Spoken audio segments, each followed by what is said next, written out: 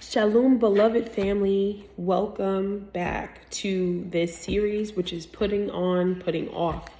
This was something Yahuwah gave to me weeks ago, and I just knew that I needed to put this out and be as consistent and diligent as possible, because it's really something that has been even helping me to examine myself and to make sure that none of these bad things that we should be putting off are present in my personal life.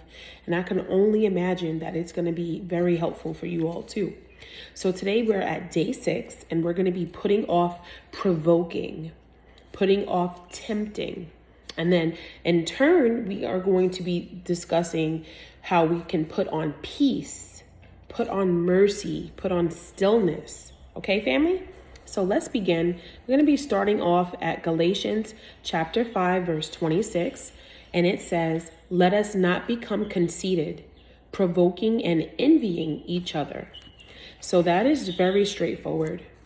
But I did want to go more into about this term provoking.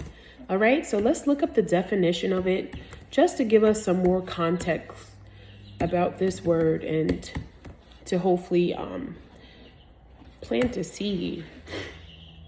So when someone is provoked, it's something or an action that can cause anger. It can cause resentment. It could even lead to someone withdrawing, right? Or being led astray. And this is why we are not supposed to do this with each other, or we're not even supposed to do it with the Most High Yahuwah, which in his word, he says, do not tempt him. So we have to be careful how our actions, how our words, how it can affect someone in these type of negative ways. We know anger is one of those root words that can just build up and it can really cause harm. So provoking is one of the many, extensions of someone that has bitterness, anger, and resentment. And this means annoying, a provoking delay. Okay. It has other words like irritating, right? You can be like an irritant to someone. Now, when I think about this, I think about how like the true enemy, Hashatan, can be that type of person that can tempt and do things like that to cause us harm. But believe it or not, sometimes our own flesh can be something that can tempt us, right? And it's because of whatever's in your thoughts and in your heart that can be that stumbling block for us. So like always, we're not just pointing fingers back at the true enemy, but we also have to make sure that there is no speck of dust in our own eyes before we go and place blame, because we know even our ancestors have done this, right? Adam and Eve, they blamed each other about something that they both kind of was wrong about doing. So we have to, instead of placing blame and trying to, accuse, we have to make sure that we are taking accountability and that we are recognizing if maybe we are doing some of these things that we need to put off. It also gives rise to a reaction or an emotion. So there are people that can tempt you and that can provoke you even in discreet ways. And they do that because they are looking for attention. They're looking for your response. They are looking for you to have a reaction to what they're doing. Now, there's a lot of unclean ruachs out there, and there are people that when they get a reaction from someone that's righteous, that, the righteous person is drained at that point, because instead of keeping their focus on the Most High, they are keeping their focus, or they're trying to match the energies that these low vibrational people are giving. And so what happens is they end up getting exhausted and drained spiritually, while that other person, even though they're operating in evilness, that other person feels really good because they're getting what they were looking for. And it was for you to stumble and trip over something that is very sinful. And so we have to be mindful of who we give in our extra energy to, especially when they're not operating under the Ruach HaKodesh, because the Ruach wouldn't have you provoke anyone. And so we're also going to talk about how some people can confuse provoking with conviction. So just keep in mind about provoking, and then how it can look to cause a reaction, a negative reaction 9 times out of 10. And also how it can, just cause you to have emotions that are not good. right? And we have to make sure we have that sound mind, that we have peace, and that we're always merciful for the things we do. So we took care of the definition. And family, to be humble, right? Or to have humility, you have to cultivate it. To get the fruits of the Ruach HaKodesh, it has to be cultivated. This is not something that you just have. Most of us, all of us, we can say we start off with knowing love, right? Because we were born and then we fell in love with our mother, right? Our mothers showed us love. They nurtured us and stuff. And we grow up. And then sometimes, those loving things can get revoked from you. Not because there's something wrong with you, but because the people that are supposed to love us are hurt themselves. And so love is something we all know, even if it's broken or, not how it should be. We know that first, but these other fruits, family, they have to be taught. They have to be learned and cultivated, which in other words, you have to do the work in order to grow those fruits. So not everyone has self-control, right? Especially children. Children, you can tell them no 100 times and they're still going to be like, can I have this and stuff? Or you can tell them, stop running. You're going to get hurt. They're going to keep running until they get hurt. And sometimes they even keep running after they get hurt. So we know that self-control and, patience, some of these fruits, family, these are not things that we have. So because you don't have it, you can't say, oh, I guess I don't have the Ruach HaKodesh. We know that we are given the Ruach because of our faith and our thoughts, our heart, our beliefs to Yahuwah. So knowing that, and as long as you're in the flesh, you have to cultivate some of the things that you wish and desire to have. If you're struggling in any area, maybe dealing with anger and self-control and, not biting your tongue. And, if you're someone that has to always, do these things that lead to others to be angry or maybe even yourself, then you have to cultivate patience, gentleness, self-control, love, joy, faithfulness to the Most High and to yourself. And these things can be given to you when you ask for them. Doesn't mean it's going to come right away, but you have to be patient and, waiting for them to come, your blessing. So in the meantime, we cultivate what we want. So for someone that is looking to have patience, maybe you have to start doing things that practice patience.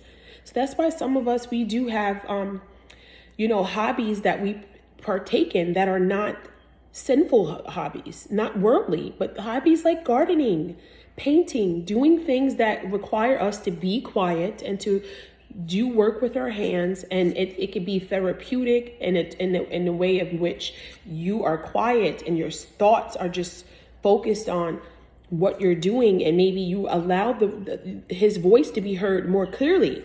Because when you are doing worldly things, or if you're so overwhelmed with other things, other people's lives, other things, sometimes you can forget about what you have to cultivate on your own. And so that's why I like to share little bits and pieces of what I do behind the scenes when I'm not doing these type of videos, because it's to inspire people. It is not to provoke people, to tempt people to do anything aside from just being a healthy individual. Okay, family? So to cultivate, we have to make sure that we are doing something diligent, okay, and working towards it, because we can't be sluggards and we can't stay idle. So we have to do something, right? Some people, they want this change and this transformation, but they're not doing what it takes to have it. It can be with weight loss. It can be with getting healthy. It could be with growing anything. You have to cultivate first, okay, family? So the next scripture I have is Colossians. And this is going to be Colossians 3:21. All right, family?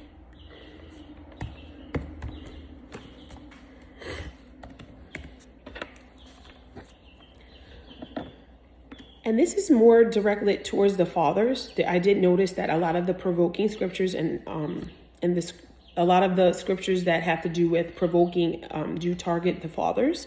Maybe it's because maybe men are someone that is more known to provoke or tempt. Who knows? Only Yahuwah knows why he did it this way. But I do think that this is important to talk about also. So in Colossians 3:21, it says, fathers, do not tempt your children, or provoke your children, or they will become discouraged. So we know that children have to learn from their parents. In specific, fathers can do things or say things that might cause their child to get discouraged, whereas mothers, we're more like nurturing and enduring. So together, the family structure, the household structure really works all things according to his purpose. But in specific, fathers should not provoke their children. This can be little children, it can be grown teenage children, it can be adult children. We can go more into the children stuff. Maybe I'll do like my own series when it comes to parenting and marriage and stuff. But when it comes to this specifically, we have to make sure that we don't anger our children either or cause offense to them. Yahuwah does not take that very lightly when we offend, provoke, or tempt children, because they are innocent.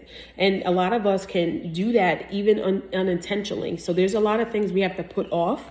And then we have Ephesians 6:4.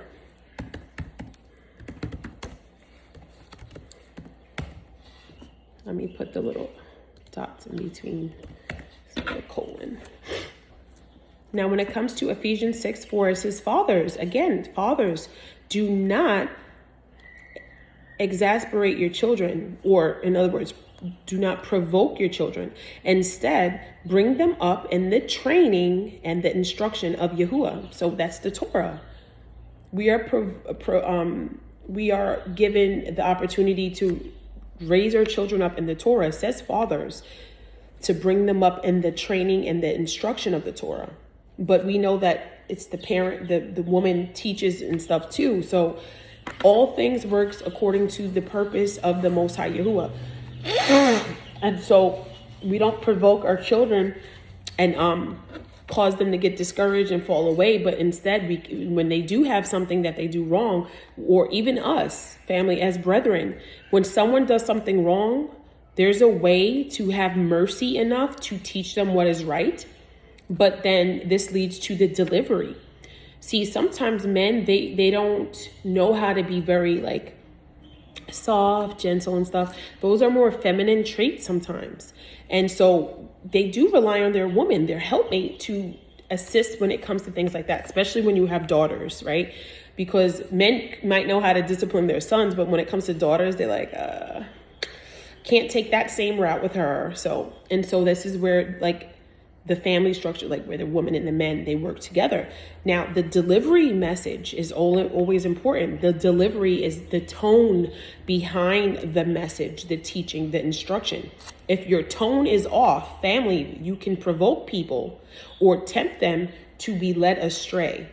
Because if you are not being gentle in your message or even respectful, if you are not being driven by love, peace, unity, righteous correction, but if it's coming off as hypocritical, right? If you're someone that does something wrong and then you're over here like, you shouldn't do that, but they see you doing it, that you can lead the child astray. They will become rebellious because they're like, mommy and daddy is saying don't do this, but mommy and daddy do this. So it's like, it's always about like just examining yourselves, especially when you're a teacher, and making sure that we practice what we preach also. And then when it comes to hatred, division, and falsehood, make sure that your delivery or your teaching message does not entail any of these things. So there has been things I followed even in the past, and I noticed like, wow, this is extremely hateful. This is not what the Most High says at all in all of these scriptures.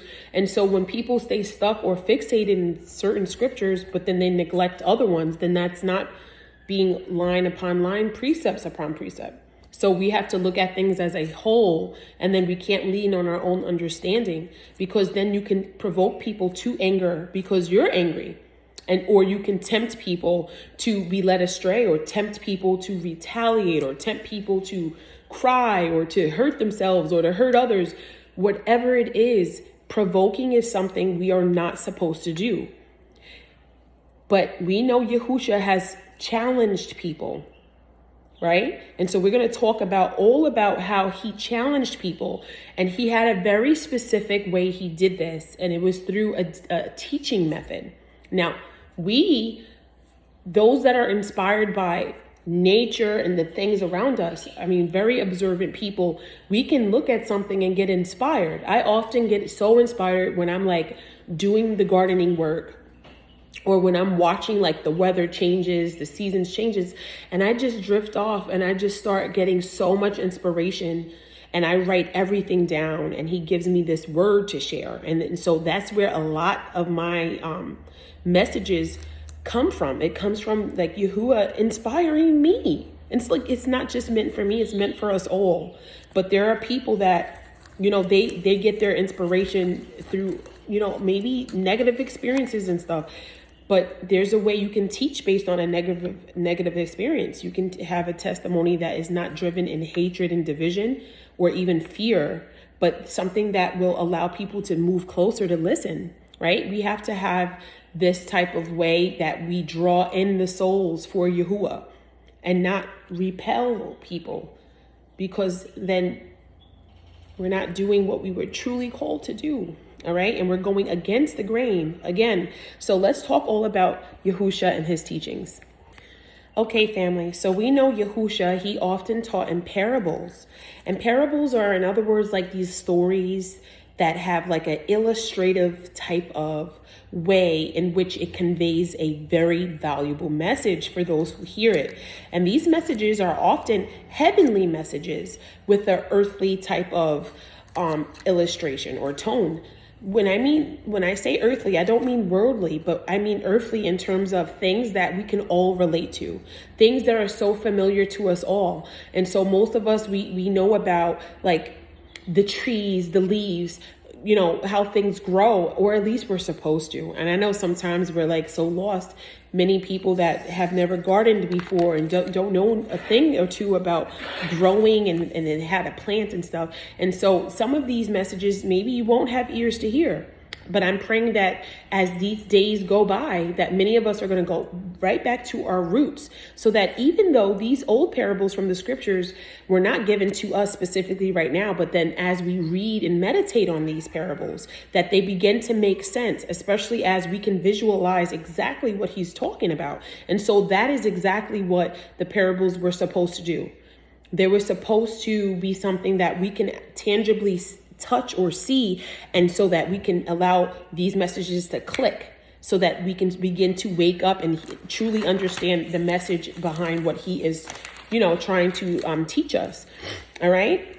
So when you are teaching a parable, or even if you are trying to, empower or to share information to someone, make sure that you don't do it in a way in which you provoke people with these negative actions or emotions, because when that happens, they are less likely to listen. People don't want to listen to something that is going to cause them to have anger and stuff like that. Although some people will not like what you're saying if they are feeling conviction, but that has nothing to do with you. That has to do with their flesh, or with the ruach that is inhabiting them, or that is abiding with them, whether it's inside or out. When you are someone operating in darkness, even if you don't realize you are, and when you hear something that pierces through that flesh and it hits the soul in a good way, and you start feeling uncomfortable and you're like, oh, I can't hear this. Maybe you should hear it, because maybe that is Yahuwah trying to speak to you and convey these things to you. And so you cannot shoot the messenger, family, because people often do that. And then, so Yahuwah tells us, do not repay evil for evil, good, evil for good. You don't do that. If someone is doing something good, and then you make them like they're being bad. And so that's exactly what many people have went through. And these are things that actually provoke Yahuwah to anger, because he doesn't send his people to be persecuted, but he warns us that it is possible. And when we think about persecution and mocking and scoffing, it is not always something like that causes you to literally die, but it can cause you to, go without social lives. Like maybe you're going to lose friends. Maybe you're going to lose families. You might even lose your job. Might have to go through exclusion and non-inclusion. And those are persecutions. And so this is not for someone weak, family. Many of us, we want these assignments and stuff, but then we're not ready for that crushing, right? That produces that oil, because it's intense. And so we don't shoot the messenger. We have to make sure we're being merciful and compassionate with each other. We have to give each other a break, because maybe, just maybe, some of us are wrong about some people. And so we have to make sure that we are being spirit led by the Ruach HaKodesh and not by no other spirit, okay? Or not even by your flesh. So people that are provoked are less likely to listen. They can be led astray. And we do also know that Yahuwah, and I'm going to try to pull up this verse, because Yahusha, we know what he feels about just one sheep. He will go to that one sheep that is led astray or that gets lost. And a lot of us have to understand that. You might be lost, but he's going to say, you have worth. You are worthy. Yeah, you're just one, but you're worthy. And I'm going to look this up, family, because I like this. This is very inspirational. Okay, so about the lost sheep, this would be found in Luke 15, verse 1 to 7. And we're going to read the whole thing, family.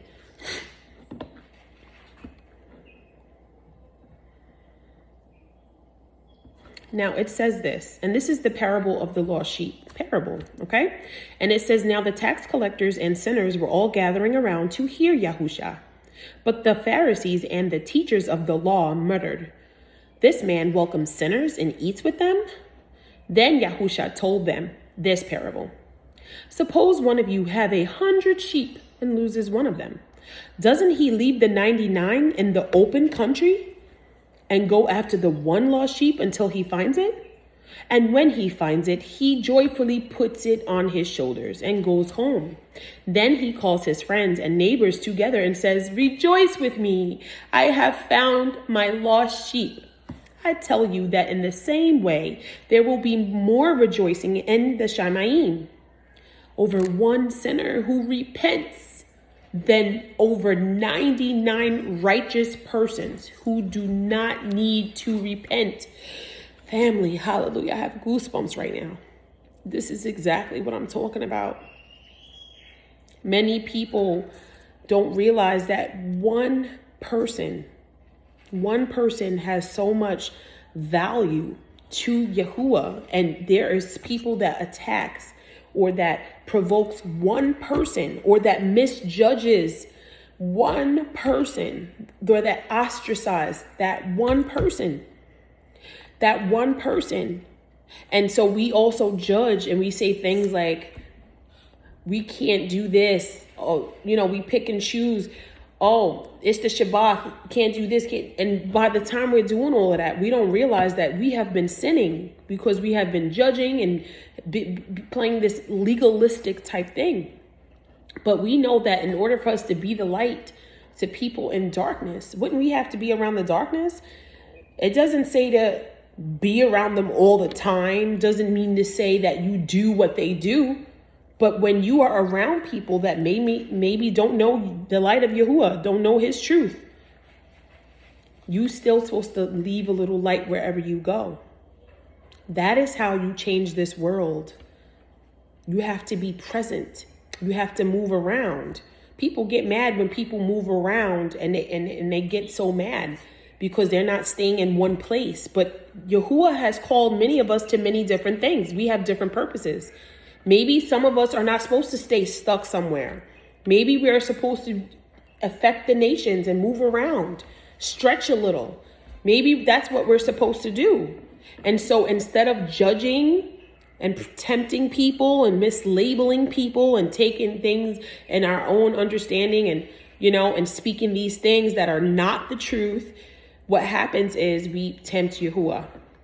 We know Yahusha, he also did things like he rebuked, right? He rebuked these Pharisees and Sadducees. He rebuked people that, were mean or hurtful towards others. He rebuked them. They thought they was doing something when they talked about the whore that, was an adulteress. They thought they was doing something when they pointed out how somebody was doing something on the Shabbat when they wasn't supposed to. But Yahusha, he rebuked them. Because sometimes we think we know something's right, or we think we're doing the right thing behind what we say and how we move. But Yahusha, that is not what he does, and that is not what he did. Everybody wants to win and be seen doing good, but you have to make sure that while you're doing that you are truly good yourself. We have all these clean cups on the outside. The inside is filthy. You know, we have to make sure that you purge and examine yourselves first. We know he resisted. What is that? What I mean by that? He resisted Hashatan. Hashatan fled from him. You can resist people that are trying to get you to stumble, or that are trying to hurt you, right? People that might open doors that you don't want opened. People that are trying to lead astray. You know them by their fruits. You resist. Let them flee from you. You resist and let them flee. We know he also invited. He invited people. He didn't force. That's the difference. A lot of people, they manipulate, they force. They say, oh, if you're not here, you got to get out of here. Whoever's missing this and stuff. And it's like, you have to start paying attention to things. If you are being led by man or by Yahuwah, who do you serve? Who is your Adonai? Examine certain things like that. He invited people to follow him. He did not force them to. We have free will. He also planted seeds in people. So sinners were not excluded. That is who he comes back for, he says here. He says he will be so happy to just have a sinner repent than already people that are so-called righteous to be repenting. So if a whole bunch of people that know Yahuwah and that worship and serve Yahuwah are always together, that's fine. That's a fellowship. But what about all the sinners that's out there that don't know Yahuwah? What about the atheist people? What about the people that are still calling on the false deities that we used to call on?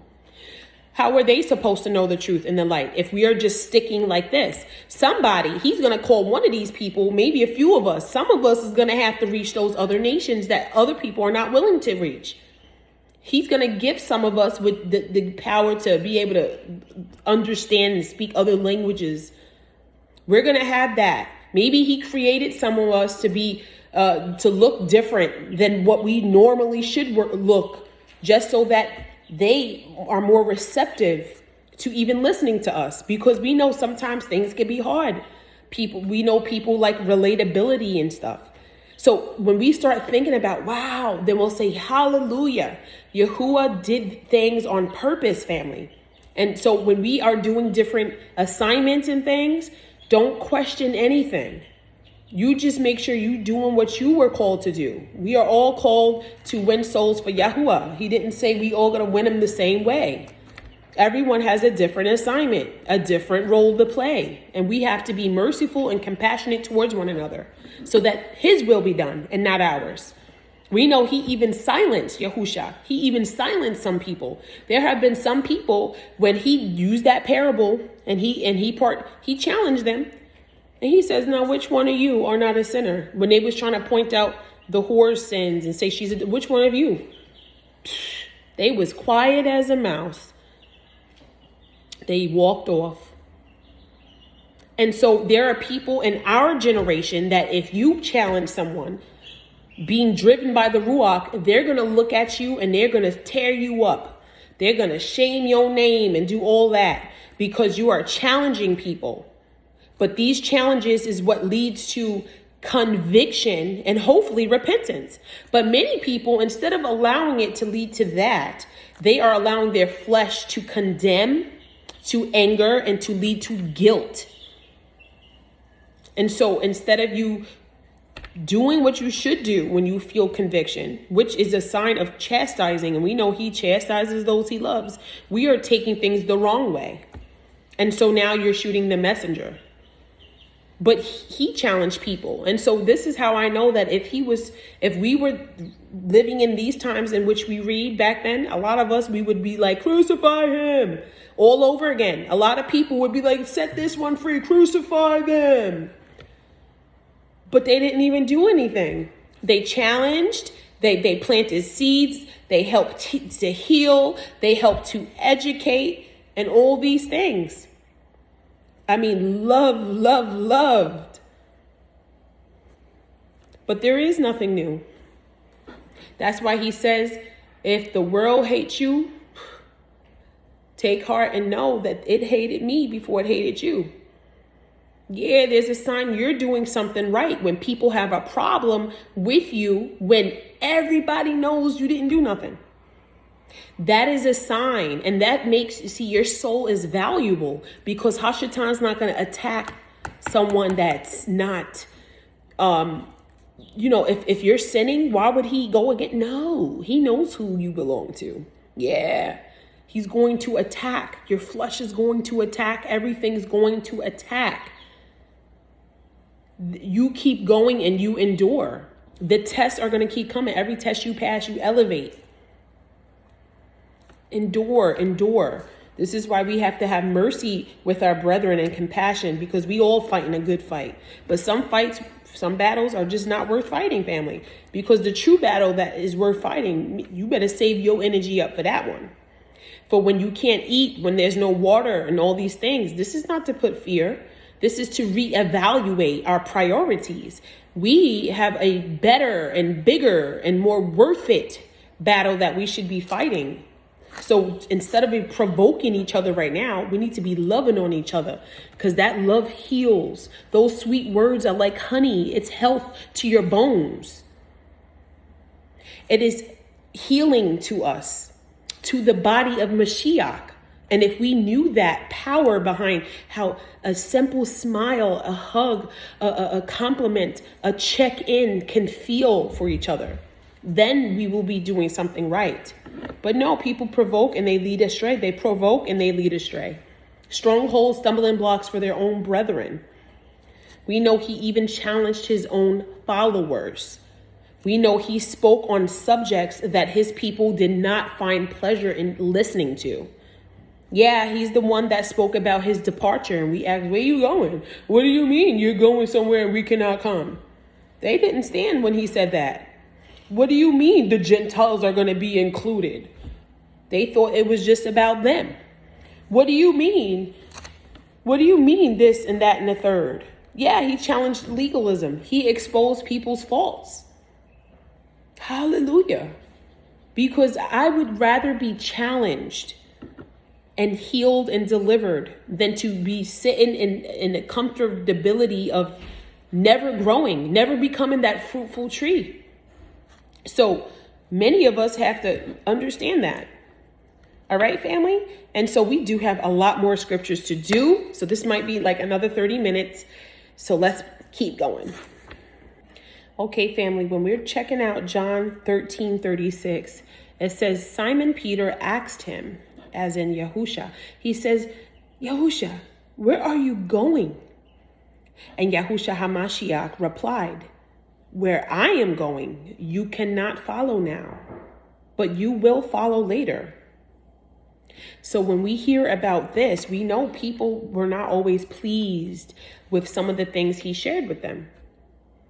Right? They wasn't always pleased with knowing that they can't go, and they were sometimes even confused. And, a lot of the Pharisees and Sadducees accused him of so many things, even though he wasn't doing anything. They weren't happy with a lot of the exposing that he'd done against them. And he didn't do this to lead them to anger, but he did it so that hopefully they would repent.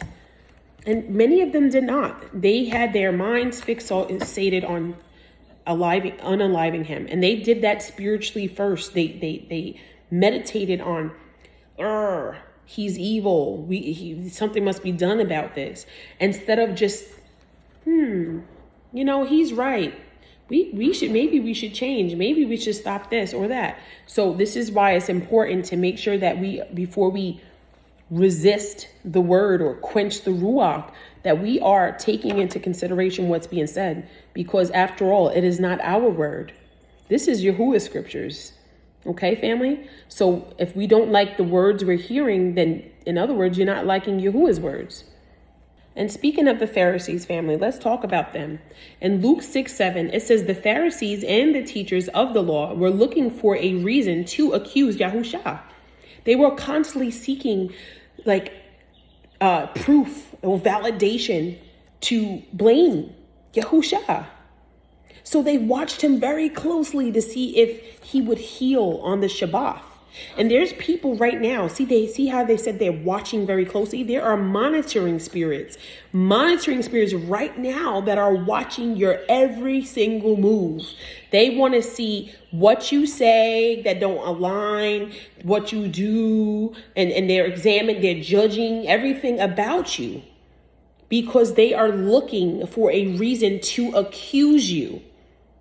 And this is what mercy does not look like. This is what compassion and love does not look like. And so they're doing all of that instead of focusing on Yahuwah and their assignment.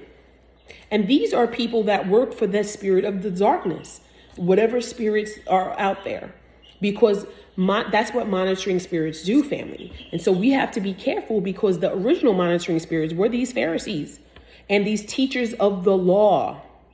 People that taught about the law, but that didn't do the law. And so put these things off straight like that. Put them off because this is wrong when we shouldn't be this way. Now let's look at Matthew. And this is going to be out of chapter 12, verse number 9, family. And it says, hold on, let me load it up.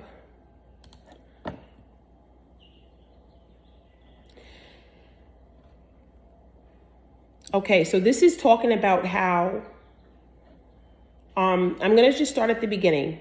This is about Yahuwah and Yahusha and how he did things on the Shabbat. But when we read about the Shabbat, we would say, well, that wasn't supposed to happen. So this is why I said always don't be so legalistic and so overly religious. I know that's not a word we use, but that's the best way I can explain this, is because that's how some of these Pharisees and Sadducees were. When the Pharisees saw this, they said to him, look, your disciples are doing what is unlawful on the Shabbat. He answered, haven't you read what David did when his companions were hungry? He entered the house of Yahweh, and he and his companions ate the consecrated bread, which was not lawful for them to do, but only for the priests. Or haven't you read in the law that the priests on the Shabbat's duty in the temple desecrate the Shabbat, and are they yet innocent? I tell you that something greater than the temple is here. If you had known what these words mean, I desire mercy, not sacrifice, you would not have condemned the innocent. For the Son of Man is Yahuwah of the Shabbat. And I'm changing it because this is obviously a different version. So family, knowing this, we wouldn't provoke people. So they were basically, in other words, they were provoking Yahusha. They were tempting him and challenging him. But they had no place to do that if they had truly known that he was the Son of Yahuwah that was walking amongst them. They would have had more respect, more worship, more humility towards him. But because they didn't know, because they had eyes that didn't see, ears that didn't hear, they did not recognize him as a vessel that was going to be sacrificed for all of the people's sins and faults of the world.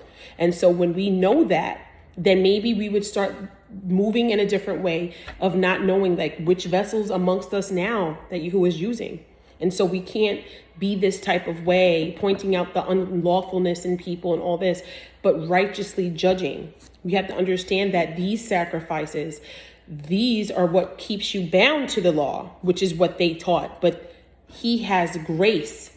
There's something greater he desires, and that in which he desires is mercy. And mercy is compassion. And it's, in other words, giving people a break. It is not burdening people. We are not to be burdened by the law, by the commandments. We should find peace and happiness, and we should love keeping it.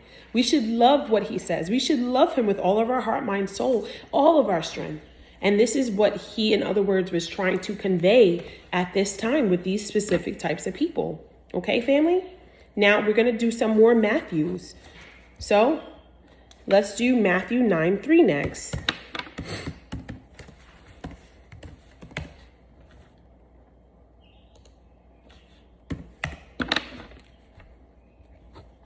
And Matthew 9:3 says, "At this, some of the teachers of the law said to themselves, 'This fellow is blaspheming.'" Another word that they called him. These bywords, these really serious terms that, they called the Yahusha. Even though this is not true, he was not blaspheming. He wasn't doing anything wrong. But yeah, he was labeled. And so we have to watch how we tempt people. Once again, they were tempting him because, he was in the flesh, and oftentimes he did get angry. We saw him flip tables over. We saw him, get irritated and call people, "You bro to vipers" and stuff. He had anger, but it was righteous anger. And so being in the flesh, sometimes to cool down, right, and to ground yourself again, he would often go into the wilderness. Right? He would even wait into the hours of the night where people were sleeping, and he would just sit there and spend time in the presence of his father, Yahuwah. And so when we know that, then we'll know, okay, that maybe I can do these things. Okay, family. So now I want to check out James chapter 1, verse 13 to 15. And it reads, "When tempted, no one should say, 'Yahuwah is tempting me.' For Yahuwah cannot be tempted by evil, nor does he tempt anyone. But each person is tempted when they are dragged away by their own evil desire and enticed. Then, after desire has conceived, it gives birth to sin, and sin, when it is full grown, gives birth to death." So, family, so much wisdom in this. So let's talk about this.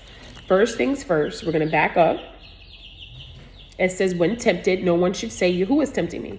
So it is not Yahuwah that's tempting you. It is not him that is provoking you. Yahuwah is who tests you.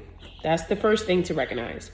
Secondly, understand that everybody is tempted when they are dragged away by their own evil desire.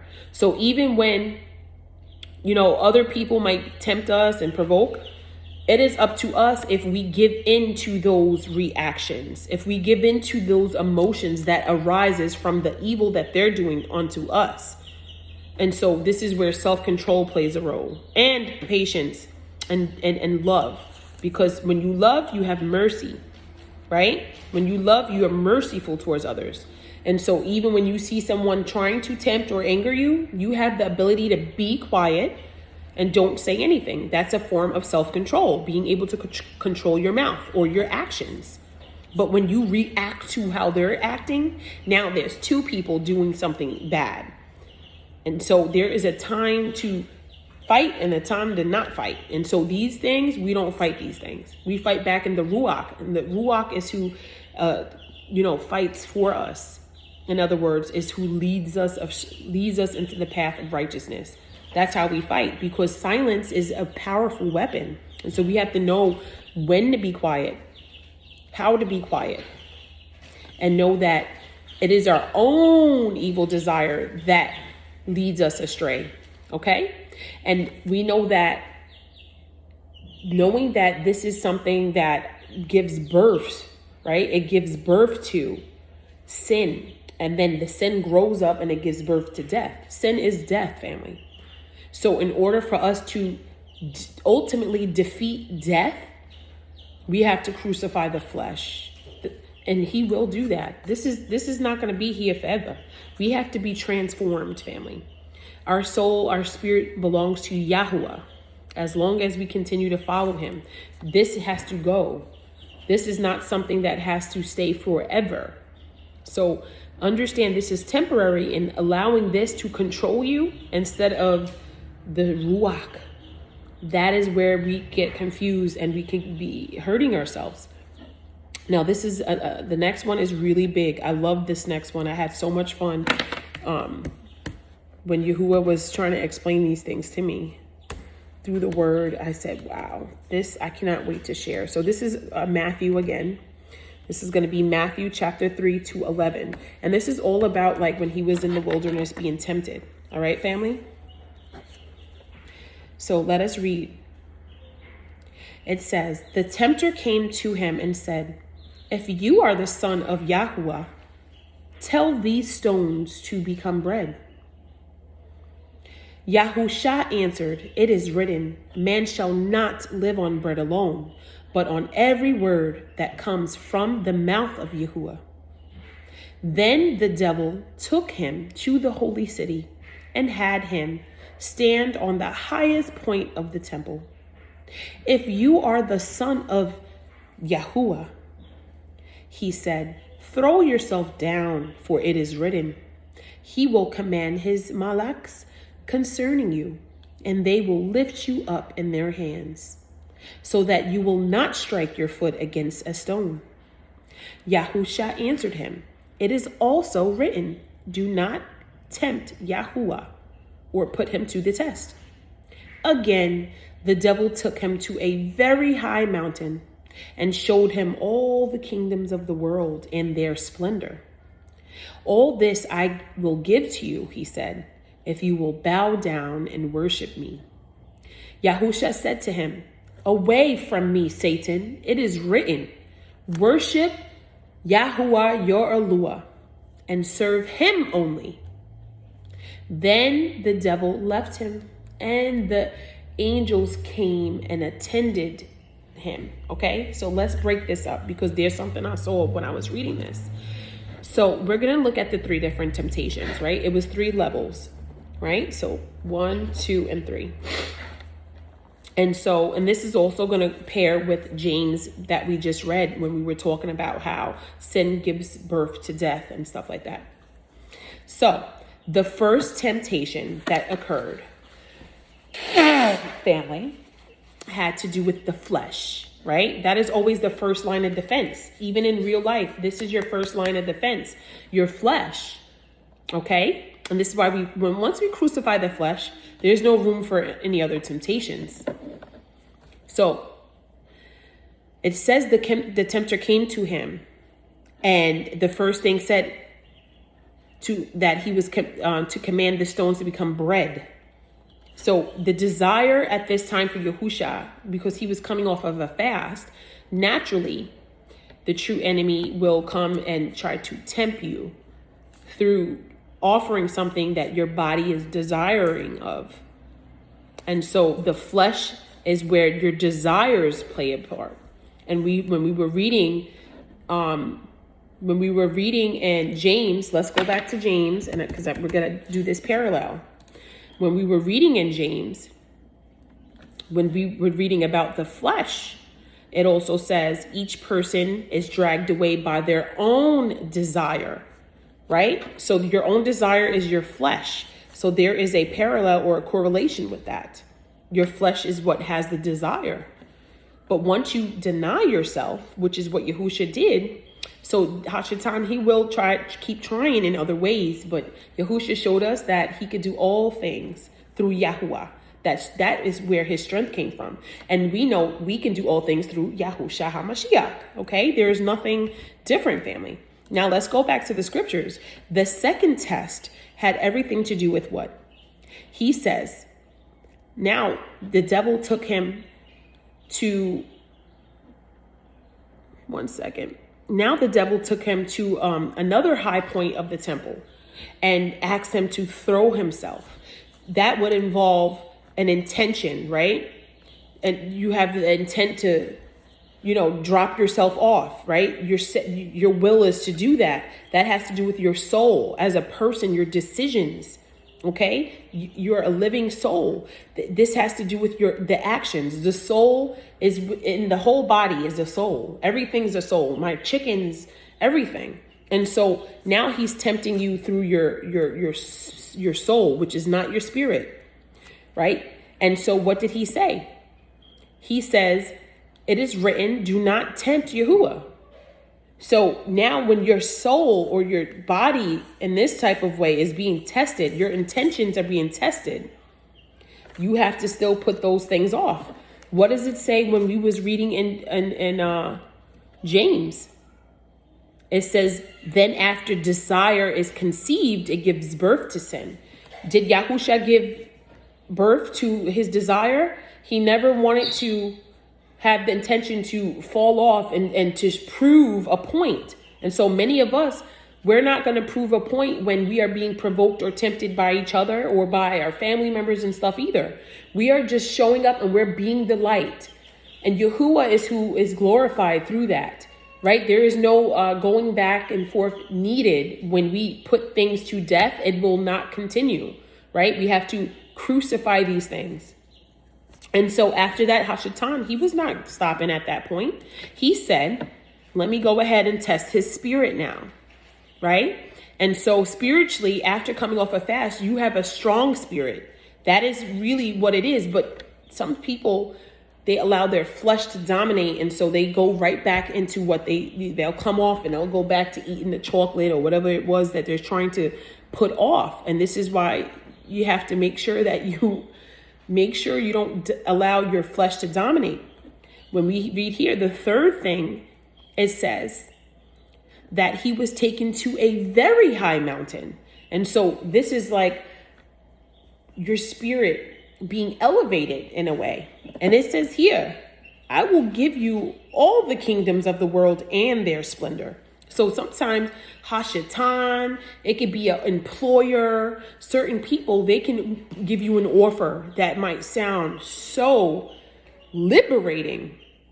But if that is not what Yahuwah wants you to do, if that is not something he gave you to do, if you don't feel in your spirit that is meant for you, then you have to do what he says. It is written, worship Yahuwah your Eluah, serve him only. So there's people that they get mad when you don't accept offers that was given to you. But we only accept the offers or the assignments that Yahuwah gives to us. He has to disclose these things to us first. Sometimes he uses other people to speak to us and to confirm. But if you have prayed and he still didn't give you anything, then you don't move until he says to move. Remember, he's like a lamp to our feet. He's a light on the paths we walk, so that we make sure, okay, that's the way I'm supposed to walk, because that's where I see the light right there. You don't see the light over there. So he's not over there where you're being led to go.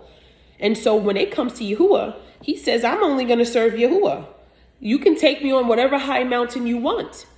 And so because of that, his spirit was dominated. He was invited to ascend to the Father after his ministry work was done on earth. Now, had he not, or had anyone not, it says here that what if he did not do that? Then he would give birth to sin, right? Because a part of worshiping anything other than Yahuwah, you are inviting sin in your life. There is a catch to things, right? It might require you to be doing things that take away from the time with your family, the time with your Bible study, the time here, there. Yeah, it might be sounding good, might look good on your resume and all these things, but if it's not what Yahuwah gave you, then it's going to just give birth to sin, and then it's going to lead to that death spiritually, right? Destruction. And that's what happens. It starts off small, and then when it's full grown, it gives birth to death.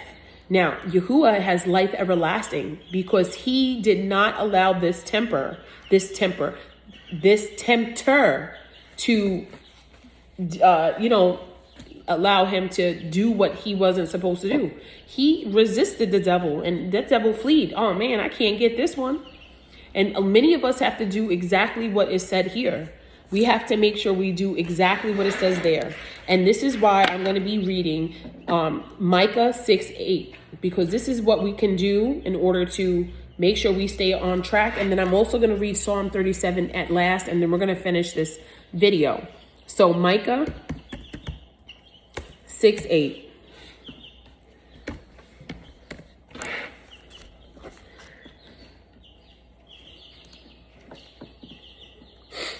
So Micah 6:8 says this. It says, he has shown you, O mortal, what is good. And what does Yahuwah require of you? To act justly and to love mercy and to walk humbly with your Eluah. So what is required of us? A requirement is something that is needed, family. It's something that is wanted, family. It's something that is necessary. It is a necessary condition. There is no ifs, ands, or buts. This is a true commandment. We are commanded to make sure that we are acting justly because he is just. We have to be holy because he's holy. We have to love mercy. He loves mercy. He's merciful, right? He is just. So why can't we be this way with each other? We have to be merciful, always forgiving over and over. It doesn't matter. We have to love without ending, like forever, just loving and being merciful. Because why? Because it says that Yahuwah requires it of us. I don't say this. Yahuwah says it in Micah 6:8. It is a requirement. So before you go and start provoking and tempting and hating and doing all these things, make sure that we know we are to put on mercy. When we are putting on all these other things, put that mercy on. Put that love on. Put that compassion on. And you put off provoking, put off tempting, because that is something that Hashatan loves to do. And we are told how to handle when we are being tempted and provoked to do things that we should not be doing. And so now let's finish this video off with Psalms 37, my family. It says in Psalms 37, do not fret because of those who are evil, or be envious of those who do wrong. For like the grass, they will soon wither. Like green plants, they will soon die away. Trust in Yahuwah and do good. Dwell in the land and enjoy safe pasture. Take delight in Yahuwah, and he will give you the desires of your heart. Commit your way to Yahuwah. Trust in him, and he will do this. He will make your righteous reward shine like the dawn, your vindication like the noonday sun. Be still before Yahuwah and wait patiently for him. Do not fret when people succeed in their ways, when they carry out their wicked schemes. Refrain from anger and turn from wrath. Do not fret, it leads only to evil. For those who are evil will be destroyed, but those who hope in Yahuwah will inherit the land. A little while and the wicked will be no more. Though you look for them, they will not be found. But the meek will inherit the land and enjoy peace and prosperity. Prosperity, family. The wicked plot against the righteous and gnash their teeth at them. For he knows their day is coming. The wicked draw the sword and bend the bow to draw down the poor and the needy, to slay those whose ways are upright. But their words will pierce their own hearts, and their bows will be broken. Better the little that the righteous have than the wealth of many wicked. For the power of the wicked will be broken, but Yahuwah upholds the righteous. The blameless spend their days under Yahuwah's care, and their inheritance will endure forever. In times of disaster, they will not wither.